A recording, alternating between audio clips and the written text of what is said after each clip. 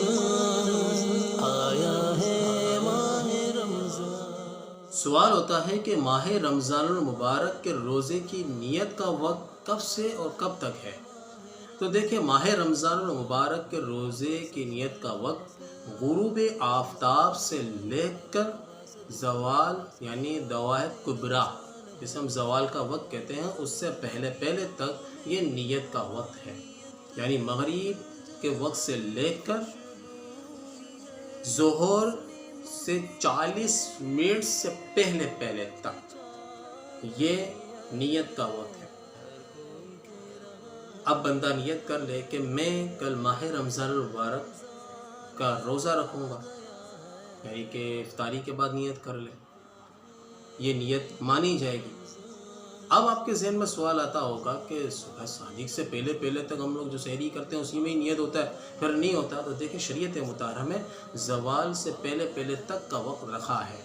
اب وہ دیکھیں کیسے ہوتا ہے۔ فار ایگزامپل، اب ایک بندہ ہے، رات کو بیمار ہے، شدید بخار ہے اسے، اب وہ تو ذہن میں یہی بنا کے بیٹھا ہوا کہ یار مجھے تو بخار اب ہو گیا، اب تو یہ تو بخار چلتا ہی رہے گا، شاید ہوگا، ایک ذہن میں خیال ہوتا ہے کہ بھائی بخار بہت طویل چلے گا، اب بڑا شدید بخار ہے اور باقاعدہ شریعت بھی کہتی ہے کہ روزہ نہیں رکھ سکتا۔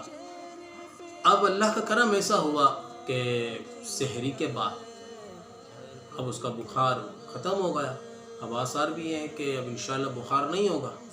اب اس کا ذہن بنا کہ یار میں نے تو روزے کی نیت بھی نہیں کی ہے، اب کیا ہوگا؟ تو دیکھیں، شریعت نے زوال سے پہلے تک کی نیت رکھی ہے، یعنی کہ وہ نیت کر سکتا ہے۔ اب اس کے لیے شرط کیا ہے؟ شرط یہ ہے کہ صبح صادق سے لے کر اب تک جب اس کا ذہن بن رہا ہے تب تک اگر اس نے کچھ کھایا اور پیا نہیں ہے، یہ غور کیجئے میں کیا کہہ رہا ہوں، اب تک اس نے کچھ کھایا پیا نہیں ہے، یعنی صبح صادق سے لے کر اب تک جب نیت کر رہا ہے تب تک اس نے کچھ بھی نہیں کھایا، کچھ بھی نہیں پیا، تو یہ نیت کر سکتا ہے۔ اور نیت کیسے کرے گا؟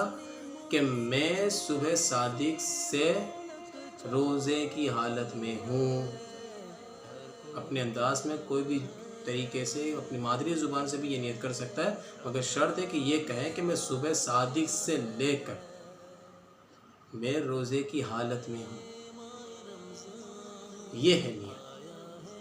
اب وہ زوال سے پہلے تک نیت کر سکتا ہے، اور زوال کا وقت شروع ہوا اب نیت کرتا ہے تو اب اس کی نیت نہیں مانی جائے گی، یعنی اب وہ روزے دار نہیں ہوگا۔